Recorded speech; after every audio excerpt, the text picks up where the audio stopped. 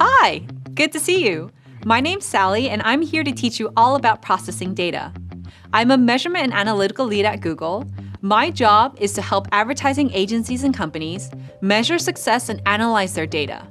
So I get to meet with lots of different people to show them how data analysis helps with their advertising. Speaking of analysis, you did great earlier learning how to gather and organize data for analysis.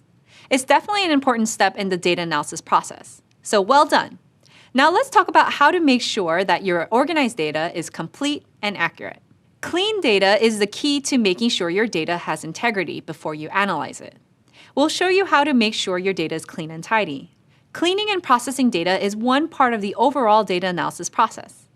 As a quick reminder, that process is ask, prepare, process, analyze, share, and act. Which means it's time for us to explore the process phase. And I'm here to guide you the whole way. I'm very familiar with where you are right now. I'd never heard of data analytics until I went through a program similar to this one. Once I started making progress, I realized how much I enjoy data analytics and the doors it can open. And now I'm excited to help you open those same doors. One thing I've realized as I work for different companies is that clean data is important in every industry. For example, I learned early in my career to be on the lookout for duplicate data, a common problem that analysts come across when cleaning. I used to work for a company that had different types of subscriptions. In our dataset, each user would have a new row for each subscription type they bought, which meant users would show up more than once in my data. So if I had counted the number of users in a table without accounting for duplicates like this, I would have counted some users twice instead of once. As a result, my analysis would have been wrong, which would have led to problems in my reports and for the stakeholders relying on my analysis. Imagine if I told the CEO that we had twice as many customers as we actually did. That's why clean data is so important. So the first step in processing data is learning about data integrity. You'll find out what data integrity is and why it's important to maintain it throughout the data analysis process. Sometimes you might not even have the data that you need, so you'll have to create it yourself. This will help you learn how sample size and random sampling can save you time and effort. Testing data is another important step to take when processing data.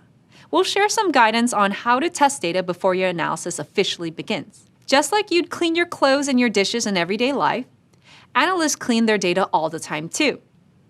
The importance of clean data will definitely be a focus here.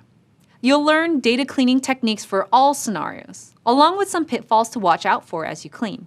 You'll explore data cleaning in both spreadsheets and databases, building on what you've already learned about spreadsheets. We'll talk more about SQL and how you can use it to clean data and do other useful things too. When analysts clean their data, they do a lot more than a spot check to make sure it was done correctly. You'll learn ways to verify and report your cleaning results. This includes documenting your cleaning process, which has lots of benefits that we'll explore. It's important to remember that processing data is just one of the tasks you'll complete as a data analyst. Actually, your skills with cleaning data might just end up being something you highlight in your resume when you start job hunting. Speaking of resumes, you'll be able to start thinking about how to build your own from the perspective of a data analyst. Once you're done here, you'll have a strong appreciation for clean data and how important it is in the data analysis process. So let's get started.